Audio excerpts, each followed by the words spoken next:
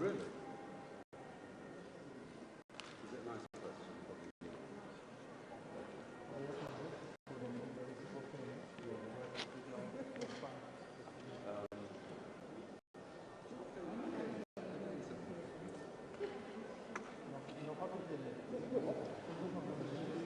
Today you said they're going to put boots in the ground.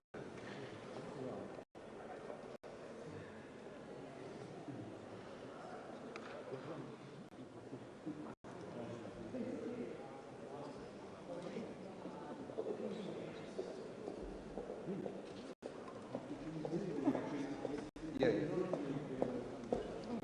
And they were in hell.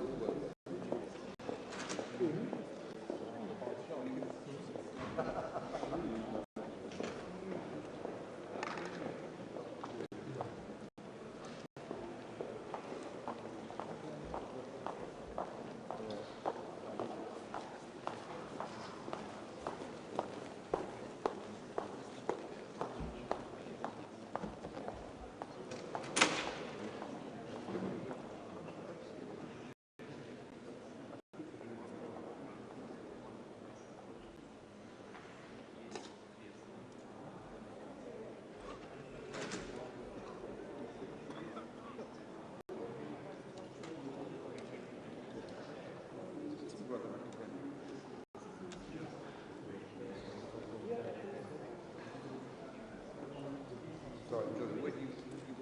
Oh, yeah.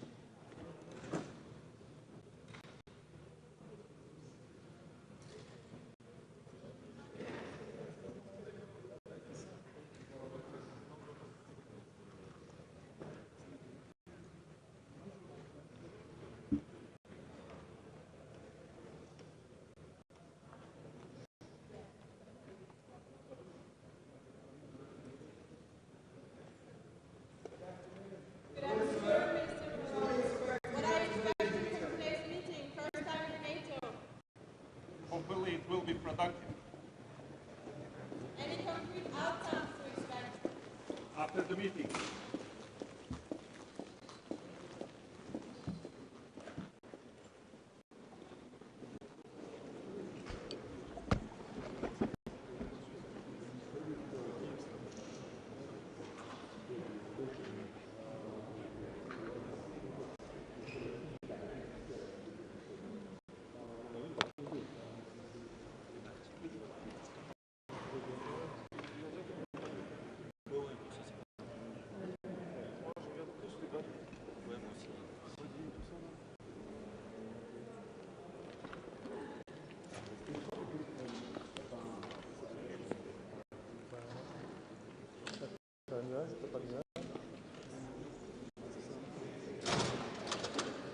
Il y a un nuage. Il y a un nuage pour l'instant.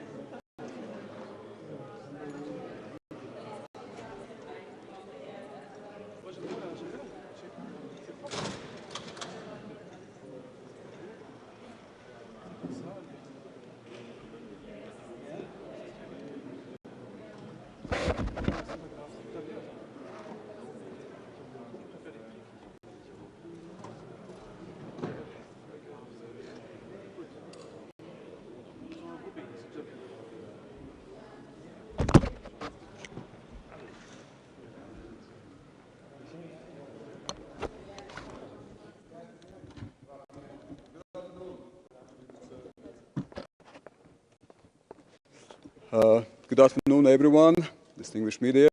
This is an important meeting today on a coalition of the willing.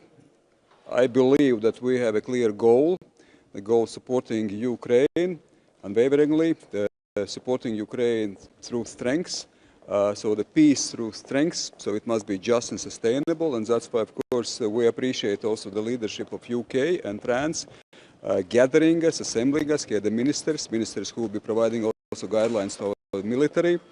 Of course, the reassurance force, which is on agenda. It is an important mechanism how we can support Ukraine as well. Of course, some details still must be carved out. Some parameters of the ceasefire or peace agreement also, of course, must be established. Latvia plays and has played an important role. We believe that we must be part of the coalition of the willing, and I would even add coalition of the able. So we've been able supporting Ukraine with 0.25% from our GDP, which goes militarily to Ukraine every year, this year and next year. And last year we've been top 3 in terms of military support. We've been providing equipment. We are leading or co-leading together with UK the drone coalition. We believe all technologies are changing the battlefield.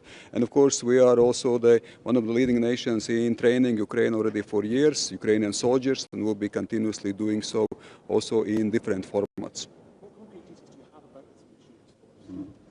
Well, the reassurance force, of course, still must be discussed in details. There are several dimensions to it, but I would not go too much public before we also make some decisions. But at the same time, as I mentioned previously, there are several processes at the same time, in a sense. Namely, is that, of course, we have to deal with Russia. We have to deal with strong sanctions. We have to deal with ensuring sustainable and just peace, supporting Ukraine. And then at the same time, of course, we are speaking specifically about concrete mechanisms, what we can do also within a framework of reassurance force. But then countries come together. Of course, we put together how we see it, what we can do, what would be the right choices. So at the very end, it is also what Europe must step up with our allies as well. This is the time to do it, and I think this is a mechanism which can be certainly employed in this regard. Minister, at the first meeting of the Coalition of the Willing here at NATO headquarters, does it mean that NATO is moving closer to the Coalition of the Willing? Would the Coalition of the Willing also be able to use, for example, command and control systems of NATO or intelligence structures of NATO? Well, there are different formats, and there is a format, of course, Coalition of the Willing. There is a format of Ramstein, which will take place tomorrow. So there are ways, formats, what can be employed in this regard. It is not a NATO mission in any way. So yes, it takes place in a NATO building, but at the very end, this is a coalition of 30 countries with different regional perspectives as well here.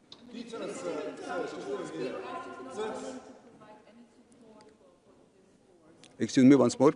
According to some reports, media reports, the U.S. is willing, reluctant to providing any support for this force. So is it possible to put this together without any U.S. support? Well, let's face it. Let's not underestimate what Europe and European partners have.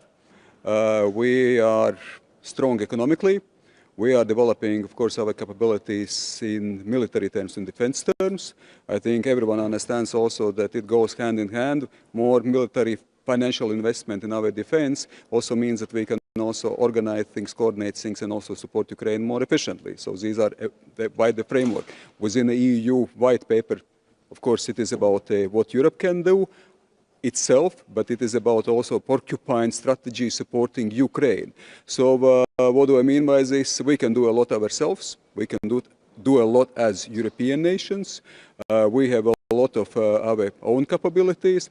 At the same time, yes, still there are the details must be carved out how we cooperate with our partners. We believe strongly in transatlantic linkage. We believe that, again, those formats like Ramstein must be sustained, where US is also part of, but there are also other formats where US might not be part of. And I guess fairly enough that in our neighborhood, in European neighborhood, we Europeans should be able also to deal efficiently with aggressor countries, especially taking into account our capacities, our capabilities, our will also to, of course, invest in those challenging times what we are all facing. Will the reassurance force? How many troops on the ground would be a credible reassurance force, and how many is your country willing to supply? Well, there are of course still discussions also in specifics. As I said, I will not go perhaps into the details. Yes, there are countries which are now also discussing, considering nationally what they can contribute. Of course, contributions are extremely important. We must remember that Europe have all around 2 million soldiers, so 2 million under uniform. So we can actually do a lot. Another question is how efficient we are, how able we are to put together mobile forces. But again, this is a wider context. What is a peace agreement or ceasefire framework? So there are a number of pieces of puzzle which we should put together. There is certainly the will. That's why the reassurance force is being discussed, what specifically we can do. And Latvia, yes, we consider potentially also, of course, contributing. But once more, it is connected, it's related specifically to the peace agreement or ceasefire parameters. It is also, of course, focused on what we do in terms of training. I mean, we've been, I would say, training leader of Ukrainian soldiers, so we, of course, certainly would see potential also some role in this regard. And last but not least, for Latvia, for some other countries which are on the eastern flank, we have to ensure also our regional eastern flank protection and defense against aggressor countries. So that's why, of course, also the providing, contributing soldiers or representatives or contribution to the reassurance force in Ukraine, we should not weaken our own defenses, being on the border with aggressor country. And we take it very seriously. We contribute strongly. In coming years, it will be 5% from our GDP will go for defense expenditure. Would it be an option that the reassurance force will end up just being a monitoring force in Ukraine? Well, first of all, once more, we are all interested in ensuring the stable peace, just peace, and sustainable peace. So that's why, of course, we have to provide everything what we can provide, also what Ukraine needs. So this is for task for the countries, also task for the ministers, together with the military planning. So to go hand in hand, how we can do it as more efficient. So there's certainly mission from mission differs, so there are different missions. So certainly this reassurance force, I think already name expresses quite a lot. So it of course reassures first of all Ukrainian side. We realize who is aggressor country and who must be supported as well. Are you confident during the talks that many states, other states will send troops, and do you think it will be enough? Well, of course, we must do everything what is efficient, what we can also agree upon.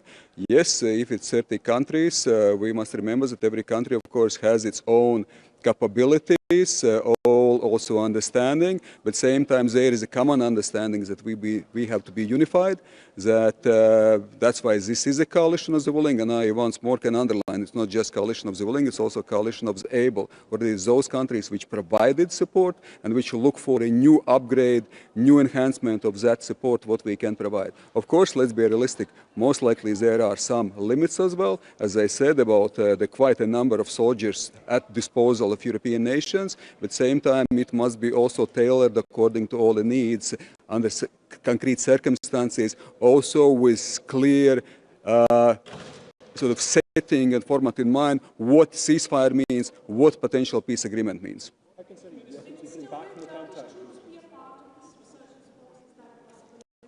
Well, that certainly, first of all, must be addressed to the Turkish authorities. So I would not speak on behalf of Turkish authority in this regard. So I can speak on, I can speak on.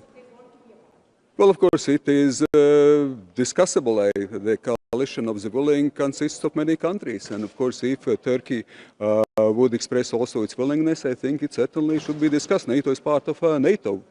Turkey is our ally. Turkey is our NATO partner. Colleagues, last one, yes?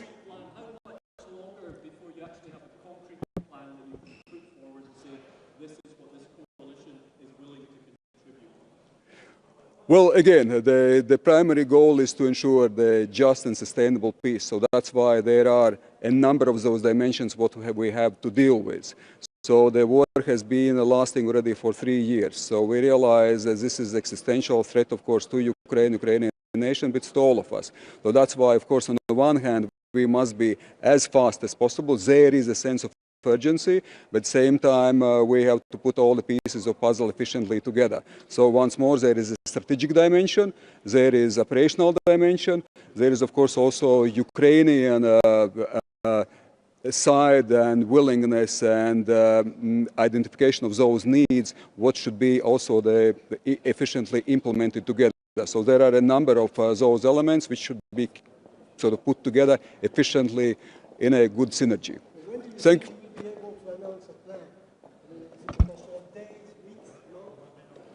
Well, I think let's see. We will see it also today. So there will be discussion exactly on the timeline.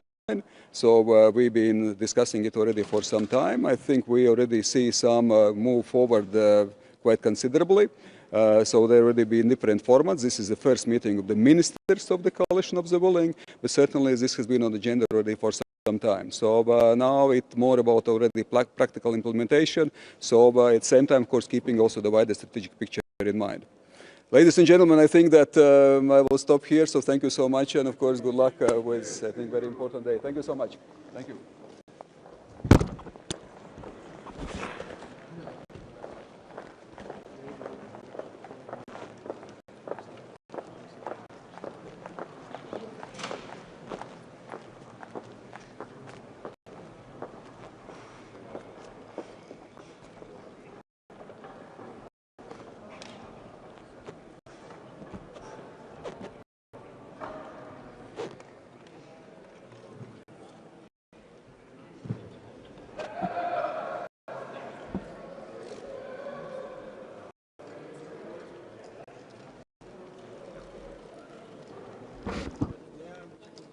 Hi, good afternoon. Just shortly from the Finnish perspective, this is an important meeting, first meeting with defense ministers in a coalition of willing.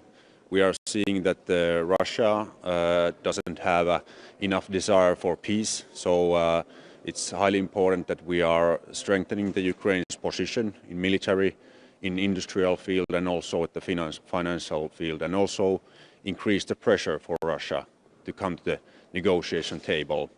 And of course, we are today having also the briefings from the military side that what kind of could be these security arrangements after the peace or ceasefire or some kind of peace treaty.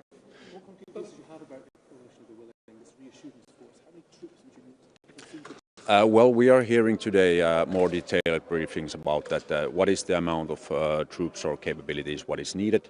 But the main focus must be that Ukraine's armed forces are the top one priority now to strengthen up. That's their key security guarantee, that we have to even more strengthen their army and defense industry after the ceasefire. And the second pillar is that this Western forces or Western operation will support the Ukraine's army forces. How many troops do you think would be necessary to provide reassurance for Ukraine from Western nations, including your own? How many are you prepared to contribute to?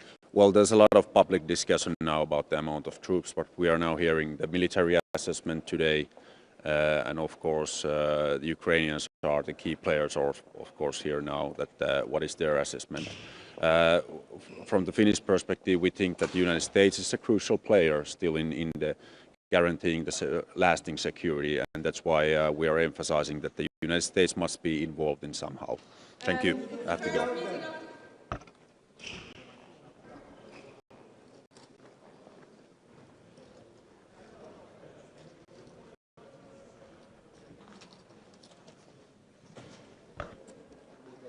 Good morning, good afternoon, everybody. Very nice to be here back at the NATO HQ. As you know, we're having a coalition of the willing meeting this afternoon, and then we have the Ukraine Defense Contact Group meeting tomorrow. Sweden, of course, announced now its second package to Ukraine just very recently. This is our biggest package, so in the last 30 days we've been providing the Ukraine with commitments for over 3 billion euros. Our focus is now very clear. It's on supporting the Ukrainians as much as possible. We're front-loading our support to Ukraine as well to put them in such a good position as possible in order to, if they want to negotiate. It's the first meeting of the coalition of the willing here at NATO HQ. Does it mean that NATO is moving closer to the coalition of the willing? Would it be an option that also NATO control structures or intelligence structures will actually be used for missions of the coalition of the willing? I expect that's one of the things that's going to be deliberation over right now. It's a little bit at the early stages. This is the first time that the defense ministers meeting. Of course, the heads of state and governments and our CHODs has been meeting as well. But this is an important aspect also to the defense ministers meetings as well. And I hope to have more answers after the meeting.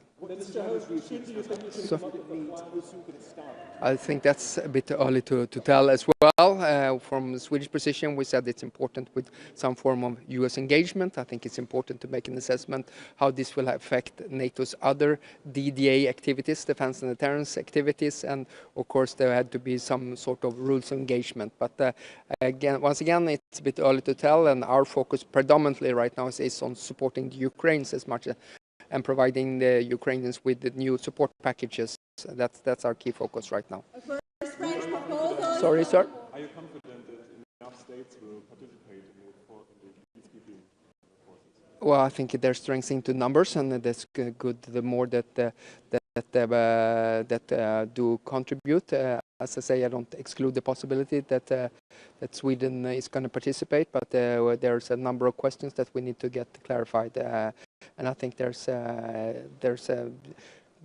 several things that has to be sorted out before we can make any kind of commitment. So, what do you think would be a credible reassurance force in terms of numbers? Are you talking about tens of thousands? I mean, we know the Ukrainians would like hundreds of thousands, but do you think 20, 30 would be enough? And do you think there'd be enough countries contributing to that? I think there's helpful if there's a clarity of what that mission would entail and what it would do if we were peacekeeping, deterrence, or reassurance. I think that depending on the volume will based on what objectives, and I think that the rules of engagement would be another thing that would be very important to get clarified. But in principle, Sweden is willing to contribute, correct? We don't exclude the possibility that Sweden contributing. That's correct.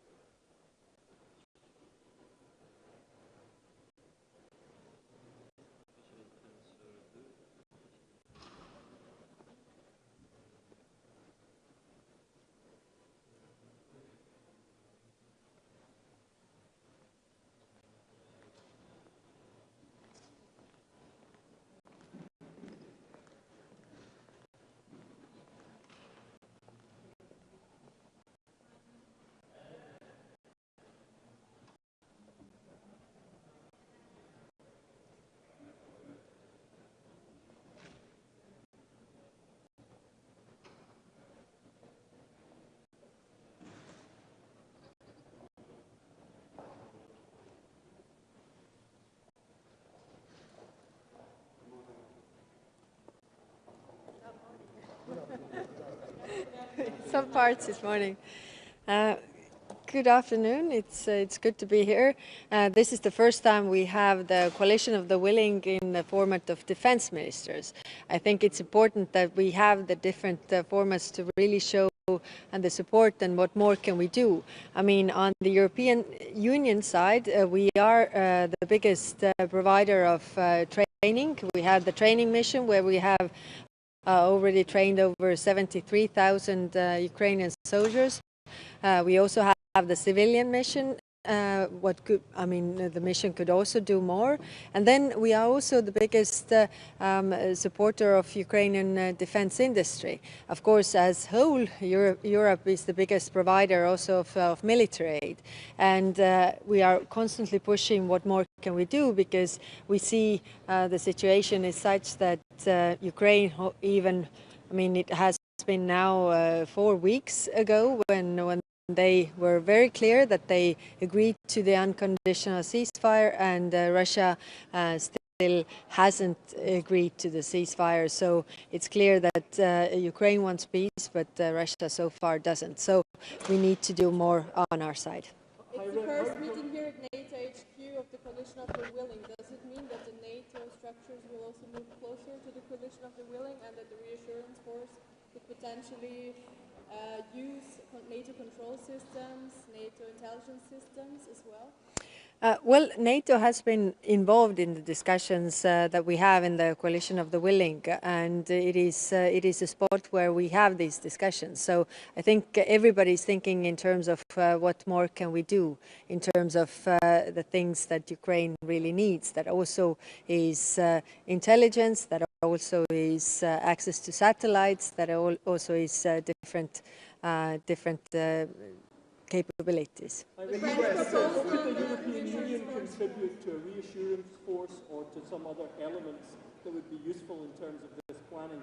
Could the training mission, for example, take place partly inside Ukraine? This is one of the topics that we are going to discuss today. I mean, bringing forward what more can the EU missions do? I mean, should we expand the mandate? Should we include different things? Should we also discuss where this training is conducted? So far, we have managed to keep the mandate and really update the mission with the Ukrainian needs. So they are constantly saying, this works, this doesn't work, let's change this. So we are able to do that, and of course also discuss. But when it comes to any reassurance force, then also we need to know what is it really about. Is it deterrence? Is it the monitoring? Is it the peacekeeping? Also, what is our goal? And that is very much related to whether we have peace or not. And so far, we don't have peace. What to keep? A number of defense ministers have said that the US needs to support any long-term security. Given that we're not even going to see the US Defense Secretary turn up to the Ukraine contact group tomorrow, which they once chaired, are you optimistic that the US will provide some kind of backstop if there was a ceasefire, or are you essentially written off? Well, we are constantly working with this. It is also in the interest of the United States that there is stability and peace in Europe, because it is what is happening in Ukraine and how this war ends also has an impact on other security theaters like Asia Pacific, for example. So it's also in the interest of the United States. The French proposal of the reassurance force mentions the number of troops between 10,000 and 25,000 soldiers. How many countries would need to provide to actually achieve that number?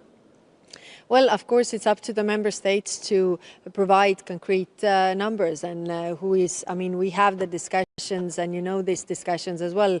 Some member states are willing to participate, some are not, and these discussions are still ongoing. But I'm coming back to the point where, the question is, first, if there is peace, then what kind of troops or what kind of reassurance we really need. So potentially it could also be just a monitoring mission then? Potentially it could be. The discussion is whether it's monitoring mission, it's a deterrence mission, it's a peacekeeping mission, it's a strengthening mission or defense mission.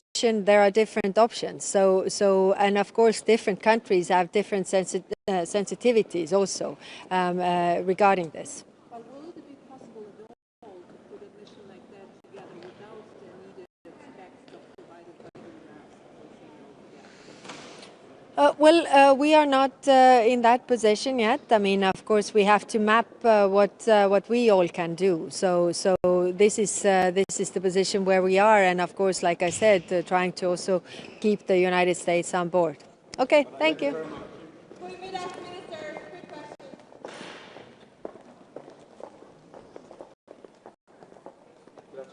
Hi. So what are you expecting today on the discussions on the reassurance force? Macron was mentioning troops between 10,000 and 25,000 soldiers. Is this something that is discussed today? How many countries would provide? Or would the Netherlands be able to contribute? No, I think it's important after the military planning that has taken place over the last weeks that we have a political discussion today. That's also indeed about what is the potential mission, what is going to be the goal, what is the mandate, what would we do on the different scenarios, for example, if there would be any escalation regarding Russia. Also, how is it related to a potential monitoring mission? I think it's important to discuss those very key and fundamental questions. And of course, for some countries, it's clear what they are willing to do. For the Netherlands, we need to go through a political approval process first. So for us, it's important that there is a clear picture on what such a mission would entail. And then we can also have our national decision-making process first within the government and then also with our parliament. Do you think Europe is strong enough? Sorry. Sorry, just very quickly, how successful do you think a reassurance force would be without that backstop support from the US? It really depends. So of course, to have the US on board, also when it comes to some enablement, I think it is important. And of course, it is good if the United States is very explicit about its support and backstop. But it really depends on the mission, to what extent the US involvement is needed. So we need to discuss that in more detail. So you're first. What do you think, how many troops would be needed to provide a good peacekeeping mission? It really depends on the mission. So you use the word peacekeeping mission. It's a very different definition than a assurance mission. So it really depends on the goal of the mission, and also it really depends on the goal of the mission how much resource you need. Do you see we can do it without the US backstop? Are we credible enough without them? I think it's very important to have the United States on board. But then it also needs to be clear what type of mission and what we ask from the United States, and that's what we will discuss also today. What is the signal that the coalition of the willing is meeting at NATO HQ today? Not in Paris or London. I think it is important also to show, of course, that there, regardless of what type of mission it's going to be, that there is a connection to NATO, because we need to work on security guarantees for Ukraine, and at the same time make sure that we keep our collective defense and deterrence through NATO, and that it's as strong as ever. So, of course, there's always a connection. How many more meetings do you need, sir?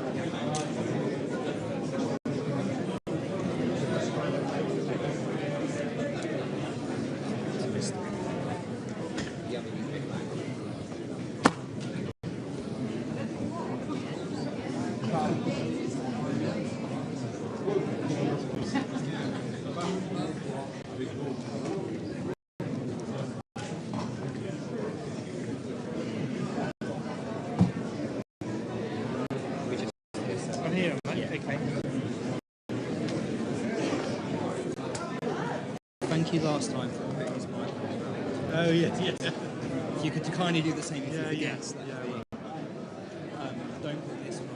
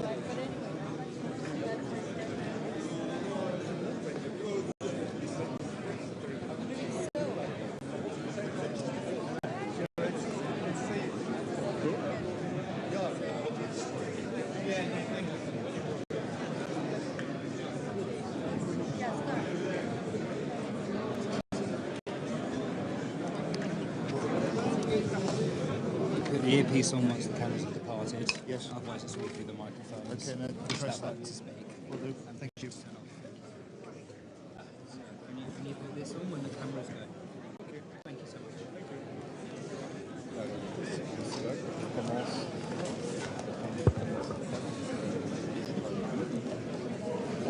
Ça veut quand même dire que j'ai continué en 3 ans avec l'habitude au bout d'avant.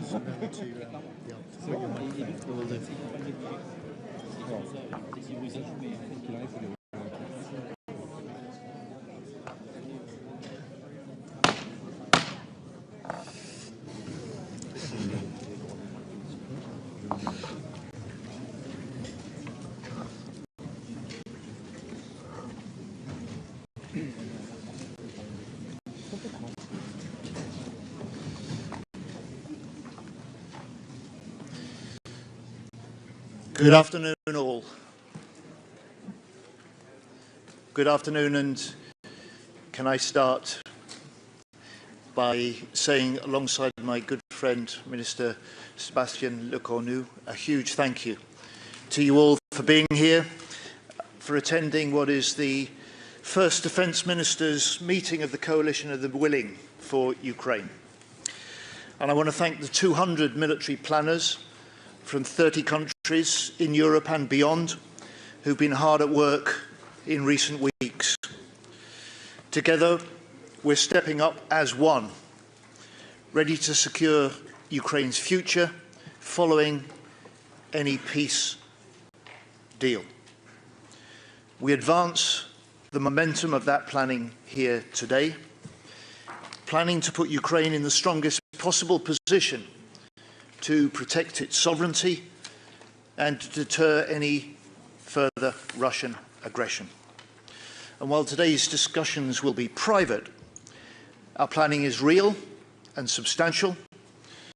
Our plans are well developed, and we have clear objectives for Ukraine. First, to secure safe skies. Second, to secure safe seas. Third, to support a peace on the land. And fourth, to support the Ukrainian armed forces to become their own strongest possible deterrent. Our reassurance force for Ukraine would be a committed and credible security arrangement to ensure that any negotiated peace does bring what President Trump has pledged, a lasting peace for Ukraine. And we will hear in a moment from our UK and French Chiefs of Defence, Admiral Tony Ranakin and General Thierry Boucard, who together have led this work. They will give us an update on the military planning. And we will focus on how operational planning of the coalition could work, and how we make sure that we're fully prepared for the moment a peace agreement is reached.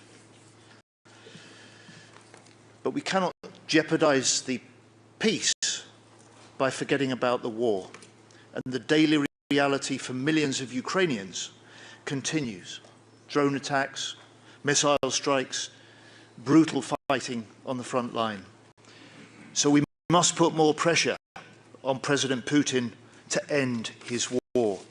And we must step up our support for Ukraine, both in the fight and in the push for peace.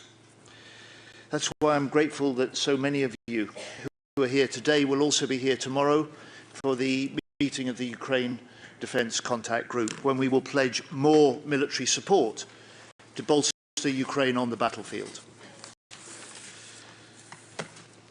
There are 30 countries here today, 30 countries bound by a simple belief that peace is possible and we must be ready for when that peace comes.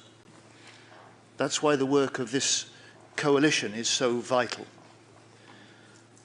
We're stepping up, we're serious, we're sending a signal to President Putin and to Minister Umerov and the Ukrainian people. We stand with you in the fight, and we will stand with you in the peace. Thank you. Now, if I may ask the media to leave, we will then turn to Minister Lecornu and get on with the meeting.